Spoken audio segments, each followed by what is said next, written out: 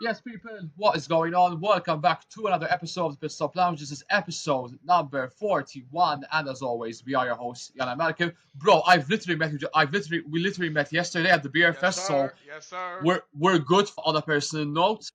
I mean, we shouldn't have any problems that I know of. No, yeah, exactly. I don't know. Why are you coming at me at that angle? But because we met this yesterday. But Yeah, for no, sure, for sure. personally, we're good, but sporting wise, it's Well, the complete opposite, bro. Unfortunately. yeah, personally, we're all good in the hood. Sporting wise, not so good in the hood at all. At all. We No, just lost. A couple days ago, we lost last Thursday. last Thursday. The football world specifically. Um, we've heard about the passing of Diogo Jota. Diogo Jota was And his brother Andre um Silva as well. yes, his brother Andre. What was he Andre called? Silva, Andre Andre Silva. Silva. Andre Silva. Yes. But specifically Diogo Jota, specifically because that's the first news that we heard. Diogo Jota was a Portuguese forward, used to play for Liverpool, and he was well respected, well renowned, and it was a massive shock, not just to us as fans, but even to the world of sports. It's an absolute shock, and Yeah, listen. I don't know what else to say. Honestly, I really don't know. No, no, listen, guys. We know this is completely out of topic to Formula One because we're obviously talking about football, but we wanted to address this because both me and Malcolm are massive, massive football fans. We are also a huge admirer of sports, so we obviously used to follow Diogo Jota and also his brother Andre Silva as well, quite on a regular basis. And bro, I think I've never been this shocked from from a tragedy as much as Diogo Jota's passing because basically what happened. Last we've been was of the passing of Kobe Bryant 5 years ago. Yeah, Kobe Bryant, that was probably the last one. But no, That was tragic. in case of if someone doesn't know what happened, basically Diogo Jota and his brother last Thursday lost their lives in Zamora, Spain at around midnight. It was a car accident while driving a green Lamborghini. They basically Diogo Jota was overtaking a car and a tire popped out and the car literally flipped out and it literally burst into flames and both Diogo and Andre lost their lives um, on impact. I mean, obviously, I woke up to this piece of news because I was literally having my breakfast, and as soon as I saw as soon as I saw this news, I was like, please let this be fake because God forbid that news is true. But unfortunately, You sent the text in the group chat. yeah, I because saw the text in the group chat, and as yeah, soon as I go to the news feed, I saw a journalist post about the passing of Diogo Jota. yeah, but obviously Marsa reported first, and Marsa's a very reliable source, unfortunately. But then obviously all the credible news sources were starting to post this news, and it's such a shame, man. I mean, only 28 and 26 years of age are pretty much the same age as ours, as both me and you, bro. And I think what makes this shocking, bro, is that Jota has just won the Premier League title. He just won the Nations League with Portugal. He used to wear the number 20 shirt with Liverpool. Liverpool won the 20th Premier League title. Yeah. And what makes it even worse, bro, is that Diogo just married the love of his life, Ruth Cardosa, just 2 weeks ago. And he leaves behind his wife. He leaves behind three young children and he also leaves behind his parents, bro. First of all, rest in peace to both Diogo and Andre. But I've got to feel so much for their family, man. I mean, they must. I mean, the grief that they are going through at the moment is completely indescribable. Listen, unfortunately, we're not meant to stay forever. We gotta go someday. Yeah, But how am I gonna put this? I think it was way too early, just like you said, for them to go away no, this early in their life. Big condolences to their family and friends. Big condolences to Liverpool. to feel for Liverpool their fans, fans as got to feel for their fans as well, bro. Because especially. Listen, they just had a massacre of sorts during the celebrations, during their title-winning they celebrations. had Hillsborough as well. 96 people losing their lives. So this is the last thing that they needed, respectfully. Yeah, Big condolences to Diogo and Andre's family. Big condolences to Liverpool fans and all their family and friends. May God rest their souls and may they eternally rest in peace to both Diogo Jota and to Andre Silva. And to wrap up on this, guys, before we begin today's episode, don't take life for granted. I mean, all I want to say is also want to say as well is appreciate your loved ones as much as you can, your families, your friends. Appreciate them as much as you can because you never know what will come up on the following day. That's what happens because And whenever you have the chance to say that you love somebody, just say it do to them. so Just absolutely. say it to them. Just say it to them. No need to no need to think about it. No need to hesitate about it. Just say it. If you Yeah, get the response you want, great. If you don't, it's alright. Don't worry. As long as you said it, you should feel good about it, and that's what yeah, for matters at the sure. end of the day. Yeah, for sure. But no, I mean, I've never, obviously, just repeating Malcolm's same words as well, guys. Enjoy life as much as you can, and keep the faith up as well, because you never know what's gonna happen. What's gonna happen tomorrow, basically, guys, as well. So, Tomorrow's um, never promised. tomorrow's never promised, guys. Absolutely. So, um, deepest condolences about this podcast. Deepest condolences to Diogo Jota's family, his wife Ruth Cardosa, and I also have to feel sympathy for the Liverpool fans as well, bro, because Absolutely, man. they have gone through. They've gone through several tragedies. They've gone through several tragedies over the course of the last couple of They years, have. not just over the years, also months as well, but also a very classy gesture, bro. They're gonna pay the Yes, I remaining saw that. contract to fund for his family, and that is a very very classy gesture as Absolutely. well. Absolutely, man. Absolutely. Shocking, very very sad news, and may they rest in peace. And I May think we God rest should their souls. we should wrap on up on that point, guys. So yeah, very sad way to open up this podcast, guys. But with Yeah. that, let us begin today's episode. We have a mad one to talk about, bro, the Woo! Silverstone Grand Prix. Jesus But Christ, man, them. before we begin, make sure to follow us on our socials, guys. If this is your first time listening to this podcast, it's called the Pit Stop Lounge. It's a podcast solely related to Formula One, what happens in the racetrack, at the paddock, what happens also behind the scenes as well, race reviews, awards, and all that jazz. If this is your first time listening to this podcast, follow us on our socials, Facebook, Instagram, YouTube. And speaking of Facebook, bro, we've just reached 50 followers on our Facebook Yay. account. Love, So massive. love. Shout, So shout guys, to we everyone. know, Love, yeah, love. like guys, listen, we know it's a small number, but for us it means a lot, guys. So let's Absolutely. sure. Thank you so much for listening to us, and let's hope those numbers keep on following up as well. On Love. regards to Spotify, guys, make sure to help hit up with that rating, and let us know your thoughts on each poll we publish with every single episode. We do publish polls with every single episode. Make sure to give us your thoughts on the polls. It's just a simple yes and no. Let us know what you think of the polls that we publish with every single episode on Spotify. And let us get into today's Let's go. episode, Silverstone. Now, bro, Ooh. listen, Silverstone is the track that started the sport in Yes, the first absolutely. place in the 1950s. We know it's an iconic track. We know that we've had a lot of memories, some iconic memories in this track. Many Specifically, claim that Silverstone is racing heritage. it is. I think it is. Many claim, and I can't disagree with that. Honestly, I can't disagree. Listen. I think there is Monza as a racing heritage. There's Monaco because of the prestige that it carries. But I think Silverstone is that track that holds for that epitomizes F1 in my opinion. Yes. It's been on the track every single year since 1950. It's the track that started this entire sport in the first place. But bro, where do we even begin with this weekend? Because I mean, qu- listen, like qualifying, not much Well, happened.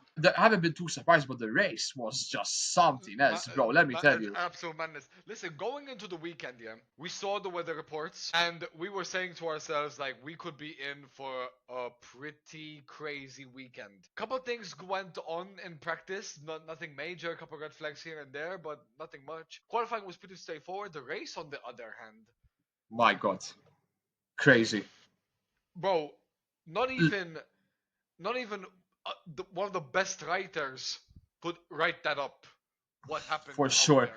Let's get to qualifying first, bro. I mean, we're Let's qualifying, go. not a lot of surprises, but because I think we have to save our energy for the race, bro, because a lot happened in the Absolutely, race. yeah, But yeah. in Q1, we're gonna start with a yellow flag in around 8 minutes left in Q1.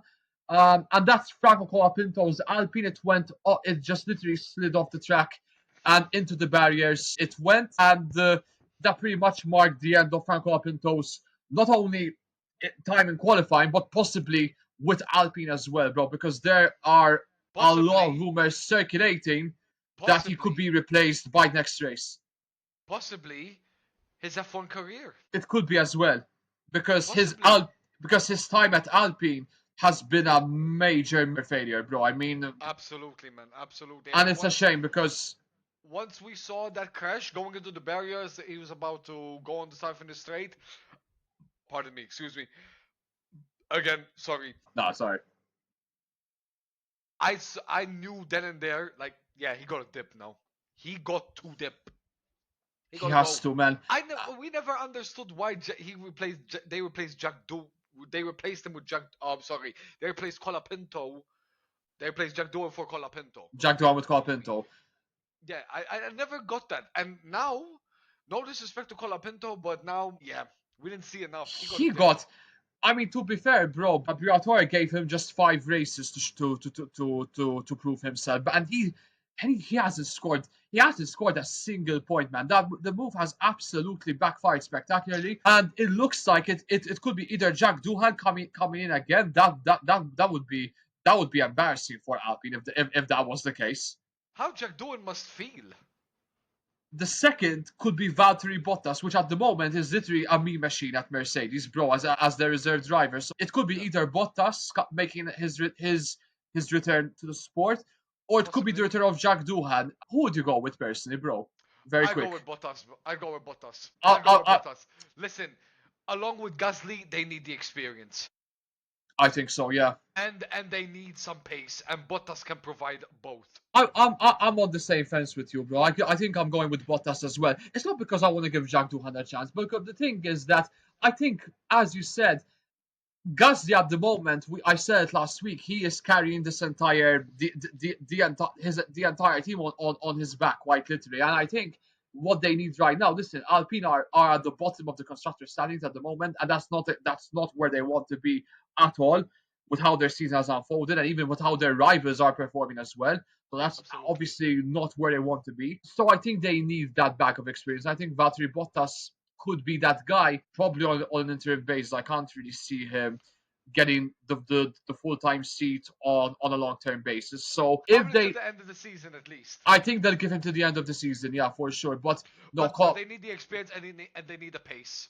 They need yeah, for the sure. experience and the pace for sure, and they can provide both. Yeah, definitely. With regards to that, bro, Colapinto obviously, no surprise, finished at the bottom of the pile in Q1. In 19th, we got Nico Hulkenberg, Lance Stroll in 18th, Gabriel Bortoleto on 17th, and Liam Lawson in 16th place. Bro, with Nico Hulkenberg, we're gonna go very quickly on him. This was his lowest point of his entire weekend because what happened in the race Absolutely. we'll get to later on. Um, Absolutely. We will. but We will. We will. with the rest, not that surprising, isn't it, bro? Listen, for the Saubers, it might have been a kick back down to reality with both Q1 Yeah, exits. Stroll, the villain arc, still not no, working. not working at all, bro. No, nothing. As for Liam Lawson, a high finish, getting into Q3 in Austria and now getting eliminated in Q1. Kind of disappointing for Liam Lawson, but it got even worse for him in the race, unfortunately. That's all I have to say. Yeah. No, same here, bro. I think with the Saubers, not too surprising, Lance Stroll, a bit of a kick in the teeth for him, if I'm being honest. I think Liam Lawson would be probably the most disappointed, bro, in 16th place. I think considering where he was ending up recently in qualifying, I think that is a bit of of a kick in the teeth for him. Hamilton, bro, was very, very lucky to Man, make himself into Q2 because he man, was mighty close. bro, man, them. I don't know why, what Ferrari were thinking then. They were very confident that he was going to go through Q1 go through ease. They were Yeah, very confident, and he got nearly knocked out. You know how embarrassing that would have been. yeah, absolutely. That would have been so embarrassing. Thank God he got out I mean, of Q1. I Thank mean, God. it would be extra embarrassing as well, bro, because he was in front of home soil as well. Yeah, So yeah. that would be really embarrassing. But no, Hamilton Absolutely. was lucky enough to get himself into Q2, and with that we get into Q2 again. I would say probably the Williams would probably be the most disappointing out of the bunch, but Esteban Ocon in Actually, 15th. I Sorry. disagree. I Oh disagree. really? I disagree with the Williams. Listen, considering how they were performing in quali and how they performed in the previous three races, Oh yeah, I'd say really? it's a pretty positive stepping stone back to the right direction, I should say. Not Yeah. setting the world alight, but sometimes when shit goes left, for both Williams to get now to Q2, I mean, it's not the end of the world. I think they could do better, Yeah. but I don't think it's the worst. I don't think it's the worst Yeah. I mean, at the moment. At the with moment. Carlos Sainz in particular, bro, the fact that he had a he had back to back Q1 exits to get himself into 11th place. It's a well needed boost. Alex Albin finished in 14th. Behind him was Esteban Ocon in 15th. Isaac Hajar in 13th, and Yuki Tsunoda in 12th. We're going to start with Isaac Hajar. Again, not Okay, gonna put too much pressure on him because he's still a rookie, but yeah, I mean to get from his Q3 appearances to 13th, a little bit disappointing. he's still beating his teammate in terms of qualifying. Yeah, I mean that's probably the positive we can take off. Yuki Tsunoda 12th. The good news is he could have At been least he, he's not in the back of the grid, but 12th at place least. 12th place isn't great either, bro. Let's be Not honest at all. now. Not at all. Not at all. Not at all. And it gets even worse in the race again for him. Again, no surprising. Again. Unsurprising. Bro, just as we did last week, we're going to get into the top 10 very quickly first, and then we're going to get into them one by one. So in 10th, Pierre Gasly in the Alpine. In 9th, Fernando Alonso. In 8th, Oliver Behrman. In 7th, Kimi Antonelli. In 6th and 5th, we have the two Ferraris, Charles Leclerc and Lewis Hamilton. George Russell in 4th, Lando Norris and Oscar Piastri, the two McLarens in 3rd and 2nd. And Max Verstappen in pole position. Now, bro, Kimi Antonelli got penalized 3 grid places for causing a collision at the previous in Q2 because we forgot to mention this. And Oliver Behrman in FP3 infringed during red flags and he was penalized 10 grid places. Now, Yes. Oliver Behrman actually got himself into 8th place, which for the Haas, it's a very solid result for him considering he's driving Pretty the Haas, sweet. and it's also his debut home race, and in front of home soil. Boy, he managed to get himself into 8th place, but obviously with that 10 Brilliant. place grid penalty, he had to start in 18th and nearly in the back of the grid. So that is obviously a bit disappointing for him. With Kimi Antonelli, obviously justified with that penalty, bro. I mean, I don't have Was it, any debates on that. Antonelli got the 3 plays grid penalty for what happened in Austria with Max, Causing, no? causing a collision, basically. Yeah, Yeah, for the collision he had with Max back in yeah, Austria. definitely. That's why I had a 3 plays grid penalty. Um, Which for me is unfair, bro. To me is unfair. I'm sorry. why do you think so? Why are they carrying penalties onto the next race weekend? They sometimes happen, bro. To be honest, so I disagree with it. My personal opinion. I disagree. no, I mean, probably I am on the same fence with you on this, but yeah, I mean, if he has a penalty, then he has to start himself a little bit behind. Behind them, bro, Pierre Gasly in 10th, again, repeating my points, all carrying the team. He is carrying the team at the moment, Pierre Gasly in 10th place. And the lap time, bro, as well, considering that he's driving one of the slowest cars on the grid to manage to get himself into 10th place is a very it's a very valiant effort He's very for him. underrated, Pierre Gasly. He's He very is underrated, Pierre Gasly, and it's lovely to see because he deserves absolutely more, does he, Pierre Gasly? definitely Absolutely. he deserves a better car, bro. Absolutely, absolutely. Maybe it will be 2026. Maybe that title-winning dream that he has for 2026 may be alive. Who knows? Definitely. Anything could happen. Fernando Alonso in 9th, getting that experience That old, into the old qualifying. fox, the The old old Fox fox. for sure. And Aston Martin came into this weekend with some upgrades Yeah, and they did. showed a bit in quality as well. So, Not with Lance Stroll though. of course, of Not course, of course. with Lance Stroll. We talked about Oliver Behrman and Kimi Antonelli, bro. The two Ferraris. What do you think? It was mega tight in the top 6. Very, very, very tight. Listen, between 6th and 1st, there was only 2 tenths. There was only 2 tenths. But I'm not gonna lie. Considering the pace that Ferrari had in practice, I expected at least one of them to be on the front row. Mm. I'm not gonna lie. I did expect at least one of them to be on the front row, just like Austria. I think in But it wasn't particular, meant to bro, be. in particular Lewis Hamilton, bro, because obviously Hamilton in Silverstone, he has an unbeatable record at home. He's won 9 races here, multiple podiums as well during his Mercedes and McLaren stints. Yeah, So I but he's with think, Ferrari now. yeah, but I think he gave absolutely everything out Yeah, he there, both gave in it his all. qualifying He and the gave it his race. all. He gave it his all. Unfortunately, going into Vale, he misjudged the corner going into Vale. Yeah, Coming off of Stowe, going into Vale, he misjudged the corner. Just like what happened with both Norris and Piastri as well. yeah, It wasn't just Hamilton. It wasn't just Hamilton. and I They believe George both. Russell, bro. I believe so. I'm not quite sure. Can't really remember, but I know it's for sure that was Yeah, Hamilton, and both the McLarens that screwed up the last corner in Vale, the last section of Vale. Which, I mean, it was okay. I mean, the lap times don't look too bad, but I am pretty disappointed. I am pretty disappointed. yeah. To continue with But your then point, again, it's Ferrari. I mean, what do I expect? and to continue with your point, bro, that top five, that top six in particular, it was very, very tight. I mean, George Russell as well. Two and a half tenths. That, George Russell as well, just a couple of seconds ahead of Hamilton and behind Lando. Russell with fourth place, solid result.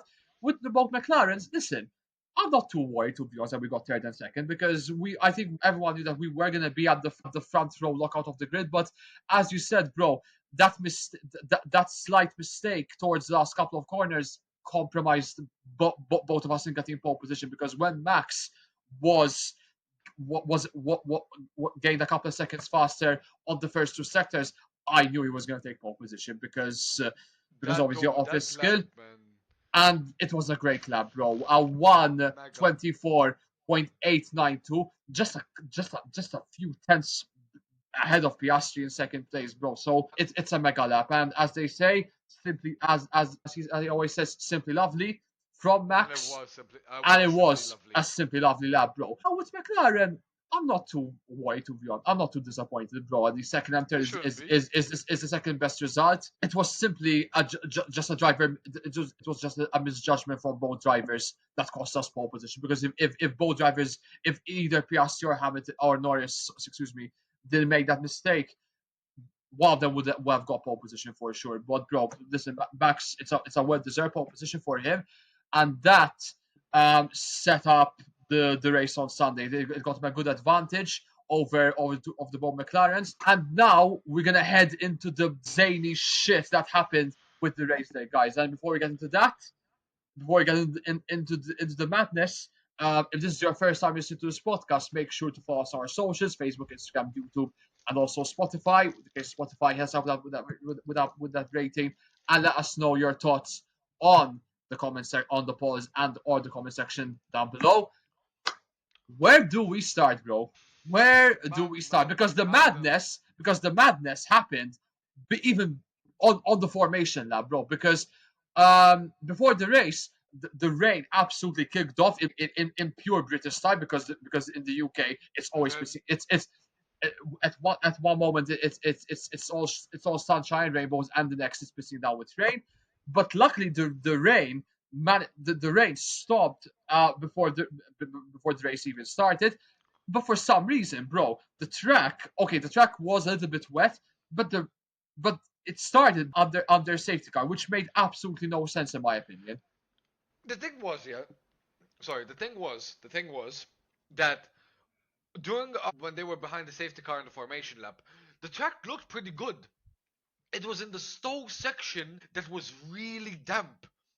That was Yeah, really damp because I don't know which driver said it, but it was in the last portion of the track from Stowe going into Vale, which was good for the inters. Other than that, it was good for drives, and it made it so tricky for everyone. Now, to gamble majority of the basically. grid, majority of the grid kept the inters going on to back on the grid slot, but there were some that opted to go for the drives and go for the gamble. Two of them were George Russell and Charles Leclerc. Now, I could understand why they tried it. They were gambling, but it compromised their Yeah, race. I had, bro. Firstly, I We said had, it. We said it. We said it. yeah. We Listen, said it. I had a suspicion that there were going to be a couple of pit stops before the start of the race. However, for me, that was not the right call. That was a huge gamble from both Russell and Leclerc. And considering how the race kicked off, bro, that gamble didn't pay off. But before we get into that, bro, the race start at the Clean. front pretty clean, you Clean. would say. It was pretty However, clean. bro, towards the middle portion of the track was obviously there was quite a lot of chaos happening. Esteban Ocon and Liam Lawson, in particular, Ocon completely took out the back of Liam Lawson, and that pretty much marked the end Yeah, of but Liam Lawson's that was race. nobody. That was nobody's fault in that accident because Ocon was in the No, middle, Tsunoda was on his left, and Lawson was coming to the right. Ocon was sandwiched in between both of them. yeah, Pause. He was sandwiched, and Lawson came in, and Ocon had nowhere to go. So yeah. it was unfortunate for Liam Lawson, but you can't blame Ocon for that. You can't blame Ocon. He Um, had no space and nowhere to go. obviously, no. Sorry, And but keep that going. practically, no, I wasn't going to say that. That practically took Lawson out the race, and that was our first safety car thanks to that. Virtuous safety car, Oh, it's more like, virtuous. bro, Sorry, on lap virtuous, two. virtuous. That was virtuous. No, That was virtuous. now Lawson at one point I was like, okay, maybe he would have got his car onto all the way to the pits, but then when I saw he had a puncture, I immediately said this was race over for him, and that initiated that virtual safety car on lap two. Which obviously cars have to slow down at a 40% rate, pretty much. But bro, we obviously I hoped that after that we would have a smooth race, but unfortunately, bro, the first half of the race, specifically the first 20 laps of 20 the race, laps. it was very stop and go because Anything could um happen. it And everything happened. anything Everything happened. anything could have happened because obviously there was the collision on lap one, and it looked that we were. It all looked. It all looked that it was soaking up. The sun was absolutely soaking up the track.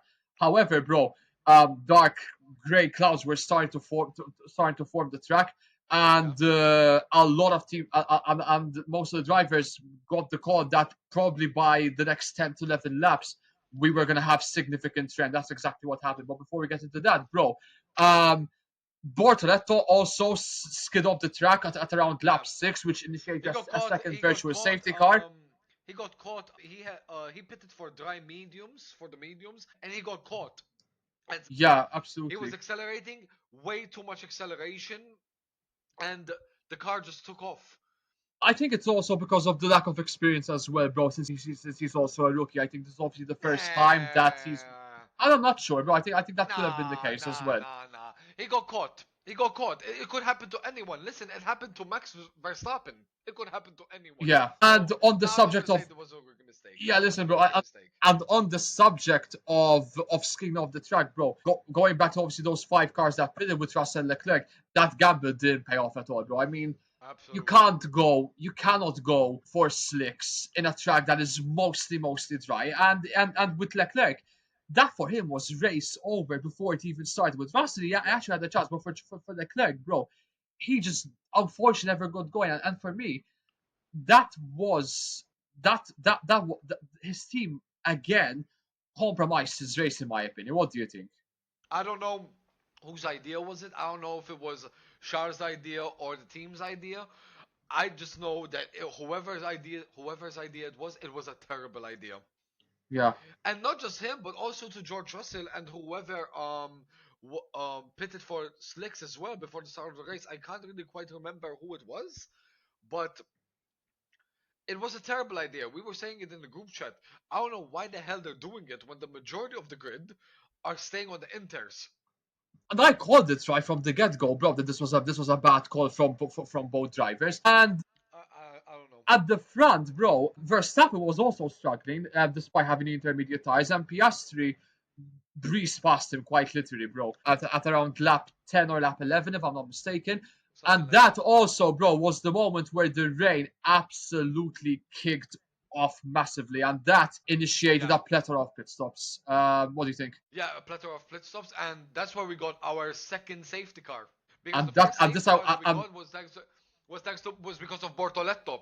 That's what, the first safety car we got was because No, of that was Colapinto. no, that was not a virtual safety car, bro. That was not a virtual safety car. This was like the That was first another proper safety. safe. Yeah, that was not a virtual safety car. This was the first proper safety car as well. And this was the first. All right, fair enough. I mean, damn, I already have dementia. Yeah, The first Jesus. proper Yeah, safety man, car you're we already got forgetting. was.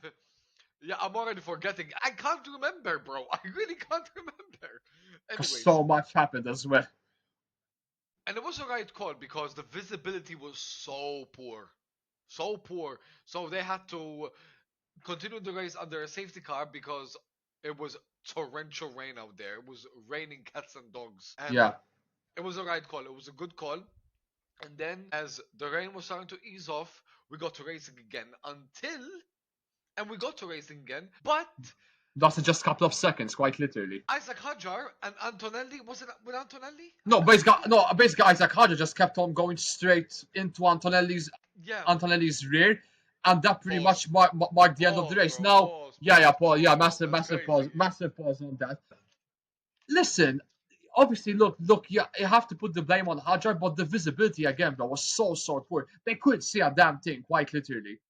Russell was saying they should have red flag. They should have had a red flag. I I disagree. disagree. I disagree. No, Nah. bro, you can't. They cannot red flag when there's like the first droplets of rain in a race. You can't red flag it for But sure. Russell is a cheeky fucker. Yeah, he's a cheeky fucker. George Russell, he is because Yeah. if a red flag happened, it would have hugely benefited him. But I And digress. that safety car, bro, that safety car, actually, bro, before we get into the safety car, early on in the race, Colapinto, just speak of Colapinto again, he stalled and was out of the race by the opening lap, if I'm not mistaken. So if Yeah, that yeah, he showed to did. me that this time in F1 is over, that sums it up in my opinion now. I don't know. I don't know if it was a car issue. At first, thought he was like, "Fuck it, fuck it, I'm out. I'm not getting nothing from this race. I just want out." That was my first reaction. I thought that's Yeah, what he did initially. I don't know if he had a problem. Did he have a problem with his car? I don't know. I believe he had an issue, but and he Yeah, couldn't get because the he had car out of first gear, if I'm not mistaken. Yeah, a different power unit. He had to change the yeah, power unit, so he started from the pit lane and didn't pay dividends. no, absolutely. And even Yeah, Colapinto Bortoleto, was like, "Fuck it." Was like, "Fuck it, I'm out. I'm out of here. Absolutely. Fuck it." That's what he did. And even Bortoleto actually managed to get his car back at first glance. However, what obviously caused the virtual safety car before Hajar's incident and before the rain intensified, was obviously because he stopped at the side of the track, so it obviously initiated the virtual safety car. But getting into after the post Hajar's crash, the safety car obviously lost a couple of laps because of the debris at the track, because also Antonelli's rear pause fell into the track as well, so that obviously the stewards had to clear off that debris, then the safety car entered the pits just before lap 22, and this is where the most turned We're on its getting into head the in my. meaty stuff now. This We're is getting where into the the race meaty stuff. turned on No its head, Diddy. and No, this no is. Diddy. Yeah, no. We're not gonna mention Diddy again, bro. This episode I'll try. I'll try. did basically Max Verstappen quite literally, because he braked very late. Verstappen nearly, I wouldn't say collided, bro, but Piastri braked very late. Verstappen managed to get first place Sorry. for just a couple of seconds, but after that, bro, Verstappen literally lost control of the car Yeah, he lost the and rear end. He lost the lost rear the. end. He had no grip. He lost all grip in the tires. But with Piastri, bro, he got under investigation because of his late braking, and that, as a result, the stewards handed him a 10-second time penalty that could have been served either after the race or at a pit stop. Which, alert, he served his penalty at the pit stop. Correct decision, bro. Look. He braked suddenly. He braked suddenly, which practically Or like late, yeah. it took aback Max Verstappen. And Piastri did that in order for Verstappen to lose all the grip, all the temps in his tires, which paid off initially because after they got out of stow, Verstappen spun around and dropped down to 10th, 11th place thanks to that. But it was a justifiable penalty in my opinion. But I'm seeing a lot of comments on social media saying that it was the FIA helping Norris with that decision. So, I don't know. I disagree with it. I personally no, no, no, disagree no. with it. I disagree with it, but I don't know. I don't know if it's saltiness. I don't know what it is. I don't think it's saltiness, no, bro. I think it's. I think it was a very fair decision in my opinion. Why was the right decision? But what I'm gonna say is this. Whenever someone gets a 10-second time penalty, because let's be real, what did that 10-second time penalty do for Piastri? Lose first place, drop down to second. But that was Alright, because the car was quick. That's why. but listen, granted. But in my opinion, they should do when someone gets a 10-second time penalty, they need to serve it within the next 5 laps. Not when they feel it's convenient for them. And Fair this goes out point. to anyone. This goes out to anyone. Because let's be real now.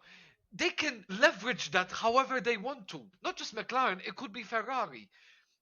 McLaren, it could have been Ferrari today that would want to easily. They leveraged that 10-second however they want to. But what did it do? It didn't provide any threat for first and second place. Because then again, bro, the car, because that Granted, McLaren car is so granted, quick at the moment that Granted, yes, it granted, made it bro. difficult for to Fair spaces. enough. Totally granted, fair enough, bro. But what did it do? Did it provide any drama? Nothing, zero. No. Because Nothing. the second half of the race, bro, was Was that was was that was same that old. was that was that really a punishment? Like, was that really a punishment? He was annoyed after the race, though. Not gonna lie, Piastri. I don't know, brother. Really don't know. I mean, Look, for me, bro, I think it is. I think it was the right decision because you can't.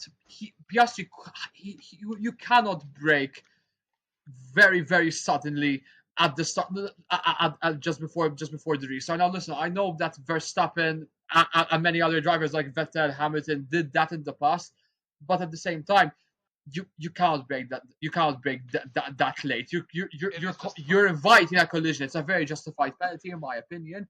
But what they Um, need to do, they need to change the rules on that. they have Whoever to. gets a 5-10 second time penalty, however, they need to serve that penalty within at least 5 laps. And not just when they feel convenient. Because Not obviously, when the team bro, feels yeah, convenient. no, yeah, absolutely. Because Because in obviously what reality, happened what did it do was, for yeah, Piastri? Alright, it compromised his win. Okay. it compromised his win because I think his teammate was at a better advantage of winning the race as well because I think he was the faster car as well. Piastri was the From faster the two, car. I would say both, bro, as well. I think Piastri was the faster car, in my opinion. obviously the weather conditions played a massive part as well in the race.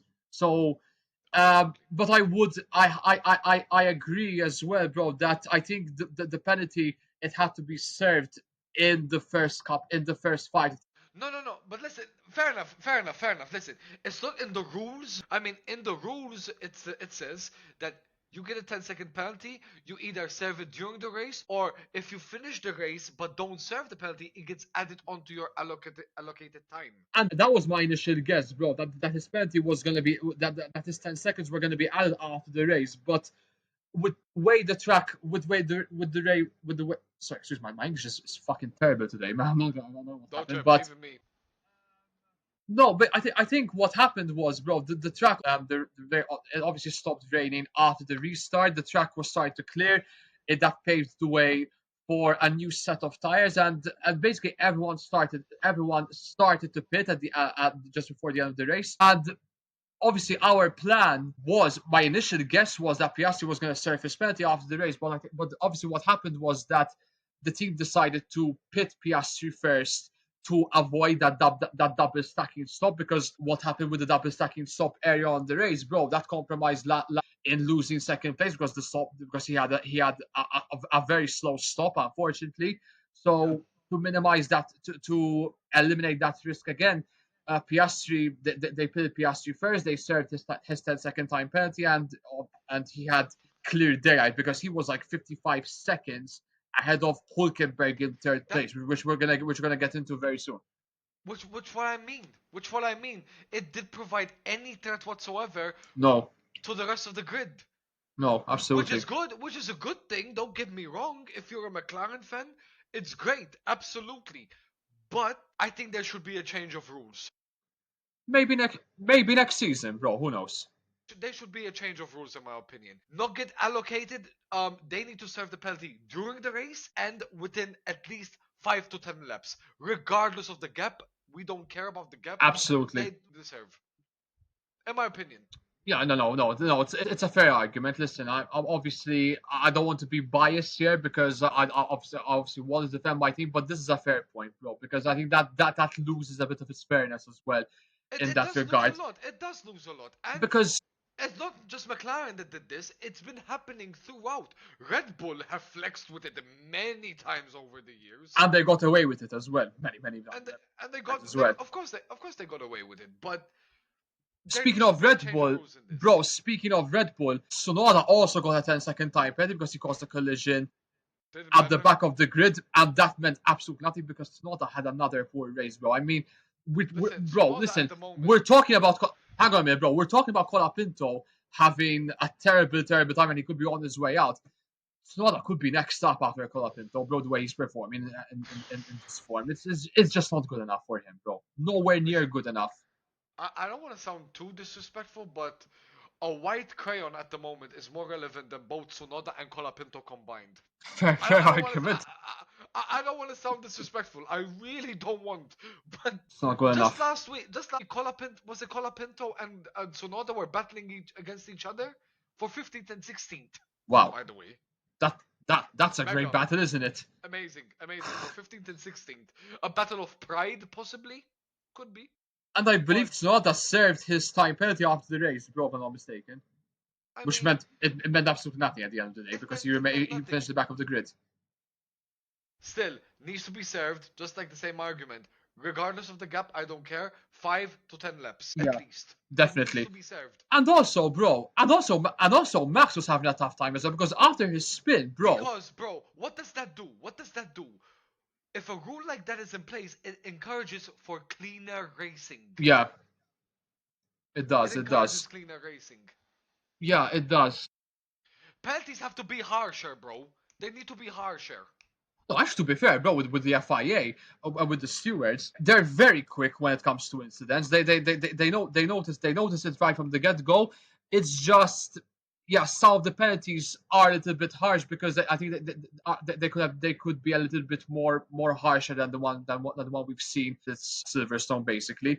But bro, going Yeah, back to but that's alright if they notice it. Even my yeah grandmother notices if a yeah curtain is not sitting right. yeah Everyone can notice things. absolutely. It's But about bro, taking action. But bro, going back to Red Bull, even Max was struggling out there because after his spin, Very. he was having a very tough time. He was complaining about the car being undrivable. Again, he can't do it. I mean, Max is doing absolutely everything in that Red Bull, but it's nearly impossible to perform miracles every single week. If he had won the race, it would have been a miracle, bro. Going into this weekend, Oh, I forgot. there was Yeah, lots and lots of talk on Max Verstappen because Sky were reporting that Max Verstappen is in contact with Mercedes. apparently he agreed, bro. Yeah, apparently he He agreed. agreed. No, it's not confirmed yet. It's What not the? confirmed. It's not confirmed yet. I But don't know about that. there are reports that he has agreed that he could drive for Mercedes next season. Now we're gonna have to wait for now because it's not confirmed yet. But Sky Italia have reported this, bro, and that's not a bad source. That's a whole discussion in itself. Yeah. I mean, That's a whole if discussion in obviously, itself. bro, if that news turns out to be true, we're gonna save that discussion for the future episode. But bro, with Verstappen, he was having a tough time, but He was. luckily, the weather conditions played a part in him, played in favor for him, and he managed to get a couple of overtakes in the last couple of laps, and he managed to finish himself into the top 5 places. But bro, obviously the second half of the race wasn't stop and go. It was pretty familiar procedure. The McLaren was absolutely mega quick. From the rest of the pack, and bro, you also made a comment as well that you noticed a bit of you noticed something fishy with the tires. What was that? Man, them. Listen. I don't know what it is, but how the hell does the McLaren barely lose grip, actually gain more speed than the rest of the field? To be honest, bro, Piastri did I went mean, a bit yeah, off the track in the last a couple of bit, laps. I mean, yeah, he had a bit of a wobble, but nothing major. I don't know what it is. I need to look more into it, but not fishy. It could be either fishy or it could be very impressive. I think it's more impressive Tara than fishy, bro. Because You if would say this if that? listen, bro, if this was fishy, all everyone would comment on it on social media and even during the race as well. I think it just shows how quick that car is, bro, at the moment. It is. It is quick. It is quick. It is quick. It is easy to. It is easy to Um, uh, break easily. But Lando Norris won the race. yeah, Lando won the race, and His that is his first home win. mega congratulations to him. Easily, fully deserved. McLaren won too. No surprise. Bro, do you want me to get my thoughts on McLaren first before we get into the guy who finished in third place? Because because we're both excited to talk about who Listen, finished in listen, third. But listen.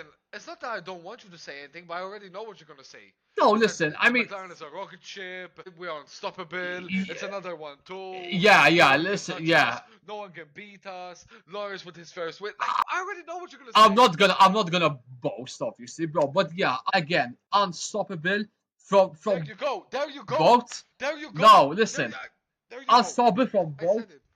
To be fair, bro, I wanted Lando to win because it was his home race, and I wanted obviously him to take home the win. He obviously had he had like 3 grandstands cheering him on. It Yeah, was yeah, yeah. also his home soil. Yeah. What was that all about? What was that all about with Was the his grandstands? fans? Was his A fans, bro? whole section, It's bro. his home soil, bro. I mean, That's like Club 662 in Vegas when Tupac was going to visit. A whole bro, section. we've seen this couple of years with Hamilton as well. So I'm not You know that surprised. was you know that what was needed as well? A whole bottle section, a whole bottle service, pole dancers, the whole 9 yards. That was what was needed as well. No, but no. Listen, Three grandstands for I Norris. What was that well all deserved. about? But listen, bro. I mean, he has a lot of fans. Like He has a lot of fans. I respect that, but No, come on, man. listen. The more fans, the better. Obviously, home soil, and this is his most special win of his entire career so far, bro. To win at your home track is No, always a it special is, it feeling. is, it is, it is. Mentioned this to Lewis Hamilton. He's done it time and time again with Mercedes and with McLaren as well. So Nine-time it winner there. is it's a very very special win for Norris to get his win in his home track in Silverstone, bro. And even for Piastri, listen, he was visibly very very frustrated. I've never seen him this frustrated. Oscar Piastri after a race, obviously that it was obviously because of that 10-second penalty. It compromises it jeopardized his race win completely. But then again, it's a justified decision, bro. I mean, you It again, is. you cannot break very late with that. But on the whole, yeah, I mean, maximum points yet again. The constructors, if bar a miracle, it's all but done at this point. Yes, we're only halfway through the season, but I mean, the gap is like over 200 points at the moment. Bar any miracles, it's all but done. And it's basically the driver standings. The gap now between Piastri and Norris it's the gap is reducing with every single race. Happy days, just happy days. However, bro, the story of the town is Nico fucking Hulkenberg, or more Yeah, like Nico Hulkenberg. In the you words heard of that Danny right. Rick, third Y'all, place y'all in a heard that right. in a fucking Sauber, bro. And let's face it, this guy started 19th place of the grid. After 239 restarts. 15 years in the making. Nico Mother Truckin Hulkenberg, bro, gets his first ever maiden F1 podium. At 37 years young, but also I'm not credible, gonna man. lie. I'm not gonna lie. Starting from 19th on the grid, finishing third. At one point, Stroll was third place. Stroll was third place. We didn't. Nobody wanted Lance Stroll to finish on the podium. The weather played a big part, bro. For me, every time the weather plays a big part in the race, that presents a golden opportunity for the midfield and the bottom grid drivers to get For some everyone, crucial points in the back, bro. And I didn't want absolutely. Lance Stroll to get in the podium. Your Villeneuve could Nobody be wanted. It would have worked wonders. That I would have couldn't worked wonders with the Villeneuve, bro. But I wanted Hulkenberg to get the podium, I bro. still wanted Hulkenberg too. I mean, Everyone wanted him to get the podium. either way, I was gonna win. It would have done wonders for the Villeneuve for Lance Stroll, but I wanted Nico Hulkenberg. As soon as Nico Hulkenberg overtook Lance Stroll, because Stroll was running third, Hulkenberg fourth, crazy. And there was Hamilton as well, bro, behind them. Behind them in fifth. When Hulkenberg DRS was enabled, DRS was enabled. Sorry. Yeah, DRS was enabled. Yeah. Overtook Stroll. I'm like, bro, he got to stay here. He got to stay here. It has to be. And then shortly after, Hamilton overtook Stroll, which looked like Hamilton now was going to go after Hulkenberg. And I'm going to be completely honest. I said this in the group chat. Yeah. Even though I'm a Ferrari fan, I would have been so happy for Hamilton to get his first podium for Ferrari in a race and in his home race. I was still rooting for Hulkenberg. He deserved it so much. Hamilton tried to give him a fight. Hulkenberg had just enough. And after 239 career starts, 15 years in the making, Nico Hulkenberg can finally say that he got a podium in his Formula One career. Yeah. And he had to do it in a fucking Kick Sauber, bro. It's the worst car he has driven his entire career, bro. And you can't make this shit I up. mean, it's absolute. I mean, you can't make this shit up, bro. He's ended. Poetic justice. Poetic justice. The script writers couldn't write this shit up, basically, bro. Nah, poetic because justice. he also ended Hamilton's consecutive podium streak at Silverstone as well. And he did. At the moment, bro, I was actually worried because Hamilton was gaining up on Hulkenberg. He was. His slip-ups basically compromised his chances of getting a podium. Obviously, the track played a big part. But this was, listen. The weather may have played a part in this, but this was no fluke at all from This Hulkenberg. was no facade. This was no facade, nothing. To start from 19th place at the bottom of the grid, pretty much, to get a podium in one of the worst performing cars on the grid in the Sauber, with all due respect, because we've said that Sauber are in a transition season and after Silverstone, bro. I don't think they're in a transition season right now. You know what? I don't think they are. They're not. I think the appointment of Jonathan Weekly has provided so. They've improved them a lot. And Binotto as well, bro. And even Binotto as well. Since both of them came in, both Binotto and Weekly, they have skyrocketed. Now look, the car is not there. We know. But this is proving solid work. This is laying solid foundations for them for next year, definitely. Absolutely. But I don't want to get into that much. I want to say get into Nico Hulkenberg. I think I speak on behalf of everyone when I say that I am so happy and so proud of Nico Hulkenberg. Very. To finally, like The Rock, finally get his first F1 podium. And it's happened in 2025, bro. This is a year where the underdogs, where the underdog streaks and the long consecutive streaks have ended. We've seen this in football. We've seen this in other sports as well. And now we've seen it in Formula One with Nico Hulkenberg. And the scenes, bro, the scenes at Sauber were fucking beautiful, man. I mean, they were justified. There was also Kevin Magnussen in attendance, bro. So maybe that his "suck my balls" quote from that maybe has worked its charm there. But man, Sauber are blessed to have Hulkenberg in that team because I've said it last week that he's one of the most underrated drivers in the entire grid, and to get a podium with that car is genuinely unbelievable, bro. To get that car in the podium places and from the back of the grid, it is genuinely unbelievable. And he deservedly got driver of the day. And he's also a driver of the day, by the way. There's no arguments. There's no debates on that. He is driver of the day, 100%. Absolutely. Listen, the fact that he was getting that Sauber in the points was already more than enough. The fact that he got that Sauber on a podium Bro. It's unbelievable. I mean, that's 15 points, bro. You know how significant that would be for the constructor standings as well, because Mega. now Sauber are up to 6 now with that third place. Bortoletto, shame that he had to retire, Yeah. but Very unfortunate for him. the day belongs to Hulkenberg, bro. All eyes are on him. Absolutely. I mean, And fully yeah, deserved. it's fully deserved. I'm so happy for I him. mean, it kind of steals Lando Norris's thunder a bit. But I don't think Lando Yeah. Norris is going to be pretty too upbeat about it. Let's be honest. Yeah, because listen, I think the bragging rights should, on paper, they should have to go for Lando Norris. It's his first win at home soil. It's another statement for him in the drivers' championship. But I'm sorry, the highlight has to go for Hulkenberg, bro. I mean, it's I mean, all the bragging rights for this weekend.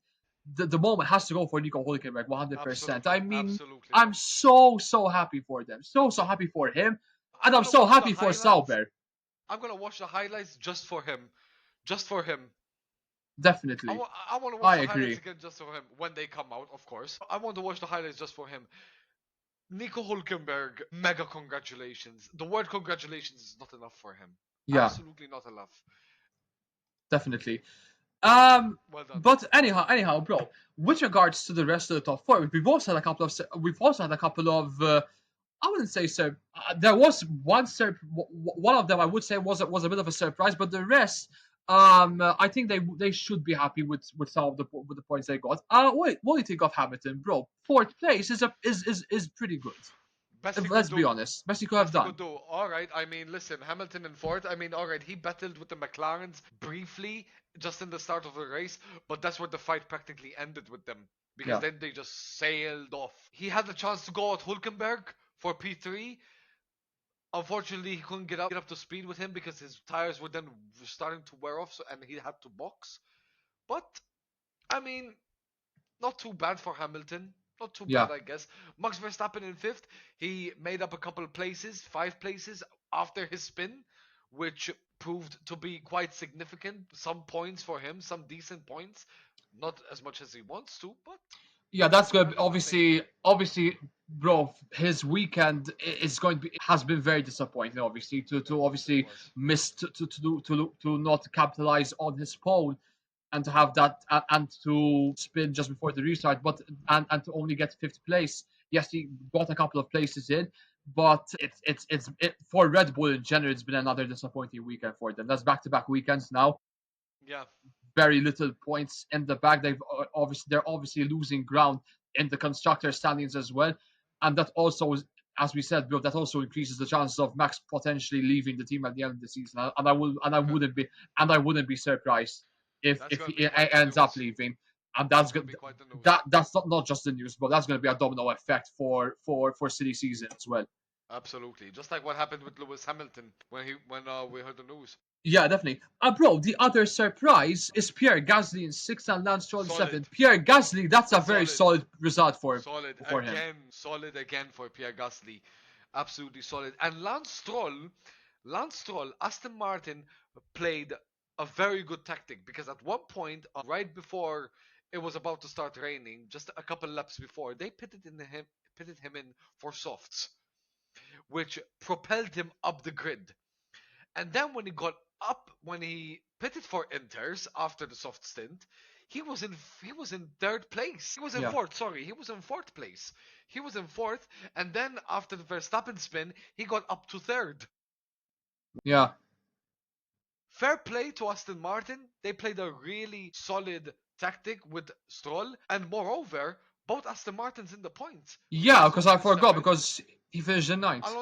Alonso finished in ninth. Between them, Alex Albon. Yes, Alex Albon, after 3 DNFs in a row, finishes a race. Not only does he finish a race, he finishes in the points as well, which is Definitely, awesome. yeah, Which is absolutely. absolutely awesome. Solid race as well for Alex Albon, with George Russell rounding off the top 10 With in just 10th 1 point. place. Let's get to the awards, bro. It was a Absolutely. fantastic race to talk about as well. Definitely Absolutely, the man. best race of the season so far. Easy. Driver of the day, Hulkenberg, 100%. There is Nico no Hulkenberg. debates on that. Nico Hulkenberg. The Easy, words bro. of Danny Easy. Rick. It could be Lando, it could be Lance Stroll, but it's Hulkenberg, bro. Has to be 100%. Hulkenberg. There's no doubt about it, and he is deservedly driver of the day. I mean, he got 45% of the votes as well from the Yeah, fans. Well deserved driver of the day. absolutely. Well done, Luke. My loser of the day is Mercedes, bro. And I'll tell you why. Because they completely fumbled their pit stops. Their strategies were absolutely horrendous, bro. I mean, they tried to gamble on the tires when it was raining or even when the track was completely clear. All of their strategies did not completely fumbled the bag with their pit stop strategies. Antonelli ended up getting knocked out from the race as well because Oh, by the of way, his fun fact. crash with Fun Isaac fact, by the Hajar. way. Fun fact, by the way, on George Russell. George Yeah. Russell, this was his first time in his career that he finished a Silverstone Grand Prix. Meh, just 1 point, but I mean it could be an achievement as well, Hey, right? hey, and listen, at least he finished it. At least he finished it. Yeah, no, bro. For me, Mercedes are my losers of the day. I mean, their strategies were absolutely were horrendous in my opinion.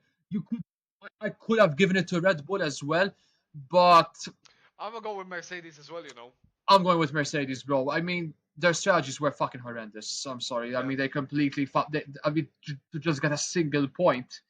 I mean, Toto Wolff's expressions were summed it up really. To be honest, Yeah, absolutely. Dick and Clown of the day, bro. Picks? The Nothing really. weather.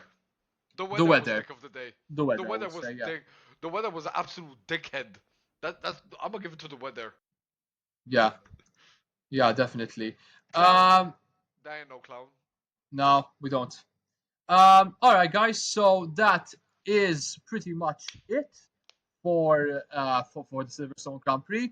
Our top 10 looks pretty much unchanged at this point. The two McLarens remain on top. Oscar Piastri and Lando Norris in first and second, 234 points and 226 points. That gap is just under 10. Is just under 10 8. points now. 8 8 points. points. Verstappen remains in third, 165 points. George Russell also remains in fourth, 147 points. The two Ferraris also remain in fifth and sixth, 119 points for Charles Leclerc and 103 points for Lewis Hamilton. Antonelli also remains in seventh with 63 points. Alex Albon also remains in eighth with 46 points. Nico Hulkenberg remains in ninth, but opens up a gap between him and Esteban Ocon, 37 points and 23 points respectively. The constructors, bro, I've said it before and I'll say it again. McLaren, bar any embarrassments, pretty much have the constructors Yeah, title on wrapped up. lock. 460 points at the top of the pile. Ferrari in second with 222 points. Mercedes in third with 210 points. Red Bull with 172 points in fourth. Williams in fifth with 59 points. Sauber with that third place are Kick up to Sauber, sixth bro. with 41 points. That is an excellent Wow. place to be in at this point of the season. Racing Bulls and Aston Martin locked up in seventh place with 36 points, Haas in ninth with 29 points, and Alpine at the bottom of the grid with 19 points.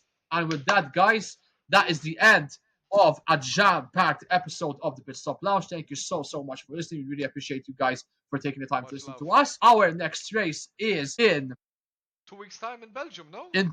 3 weeks, actually, bro. Oh, 2 weeks. Wow. On the 27th of July. It's the last weekend before I head to Kilimanjaro, bro. We're gonna head and we will be heading into the Belgian. We will be heading to lovely Spa-Francorchamps in Belgium. My favorite track of the entire calendar. And let's hope we have a very similar race to Silverstone, bro. Hopefully, To Silverstone, hopefully. guys. And with that, we're gonna sign out, and we'll May see I, you for the next one. may y'all have a blessed week. And enjoy life, guys. Peace out. Yeet.